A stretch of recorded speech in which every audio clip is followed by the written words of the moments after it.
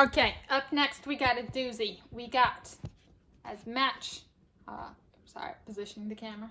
Match 6 of 8, 6th match, round 1 of the preliminaries of the prelims. We've got a match. I don't know how long this match is gonna last. This is basketball or curling. Which sport is better? Basketball or curling? I'm gonna talk through this and figure this out. So, basketball. What experience do I have with basketball? Limited. Mostly in social settings, so like if we had, it's a PE class, but that doesn't really count, subtracting that out. Open gym for like church and stuff. We used to have a basketball hoop. We also used to have a tetherball.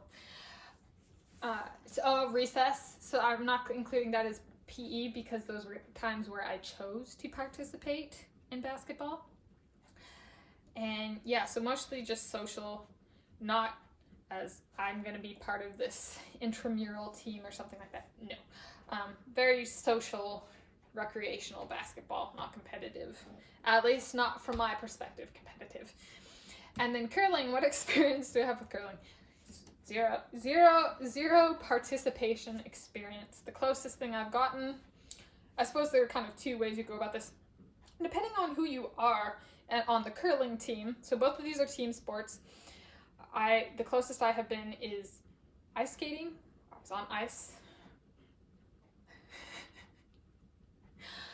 Or bowling. So if you're the person kind of like throwing, I'm going to call it the giant hockey puck, but it's not a hockey puck whatsoever. So basketball is one that I'm familiar with.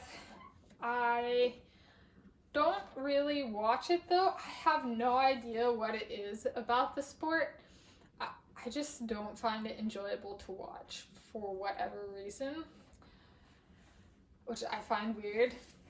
I don't know what it is. Partially I think because it was such a common sport in PE class, so this is where this kind of comes in a little bit, in seeing the dynamics, the team dynamics that give rise, especially like if it's peers playing, to someone scoring a lot of points and stuff like that, and how toxic the team dynamics can be. I'm like, I don't really watch basketball for that reason. It's rare to have a team that's balanced in breadth and depth and having multiple people who can score a lot of points. A lot of the time it's just one person, and I'm like, I have zero desire to watch someone who grandstands and just hogs the ball, and it's like doesn't give due time to the other players on the team. I suppose it's a little bit of a lack of respect for players like that. And that's a lot of what is kind of promoted in America at this point in time, the United States of America at this point in time.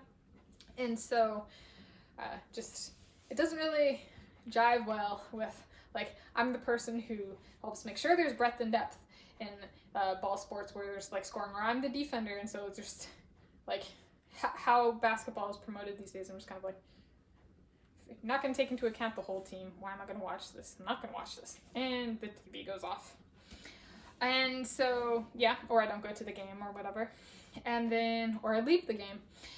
And, like, if I go in person, I'll leave the game. And then, curling. How did I find curling?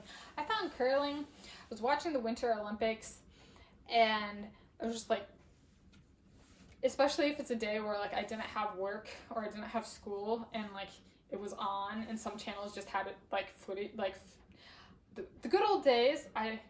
I've heard that it's changed. I haven't had a TV for the 2014, 2016, or 2018 Olympics, so I couldn't actually watch it on a TV. But yeah, curling was one I stumbled upon while watching, not a binging day, a gorging day, just like taking it all in. I'm like, so much new stuff.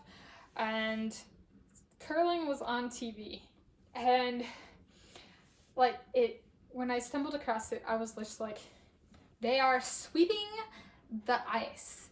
Like, it is such a bizarre and wonderful sport that I think it's just how bizarre, just how strange, just how weird it was from like my perspective and my sporting background.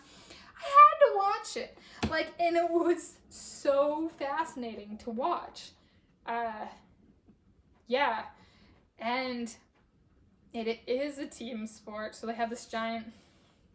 I'm sorry, I'm blanking on some of my terminology for curling. I do that when... typically, if I don't have experience with something.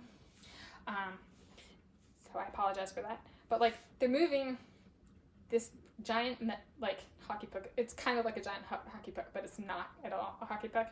And, like, sweeping in front of it to get it to land in a specified target. And just... I think so I'm a geologist and like a physicist, mathematician, writer, teacher, but like the science thing has always been big for me. And I think it was coming across it and like thinking through, okay, they're sweeping the ice to make it smoother, where this, I'm going to stick with giant hockey puck, even though it's not a giant hockey puck terminology, and making it smoother to hopefully, like, it's not going to make a furrow in the ice with, even if they're sweeping as fast as they can, like, it's not making this furrow for this giant hockey puck to travel, but it is making it smoother. And so the goal is to do that and get it in a certain target. And so there's like the scientist in me just goes, not like why didn't I think of that, but just like, that is so freaking awesome. Like, using textures in ice and making different textures for this giant hockey puck to travel to a certain place.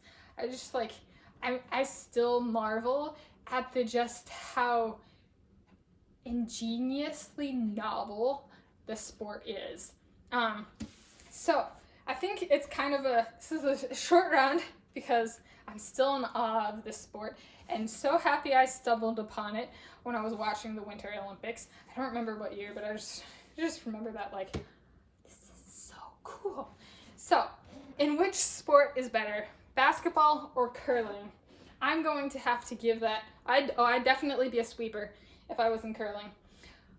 This 100% for me goes to curling. Curling is the better sport between basketball and curling. So which sport is better? Not boxing, sorry. Basketball or curling? Curling for me. Anyway, a pleasant surprise from the Winter Olympics.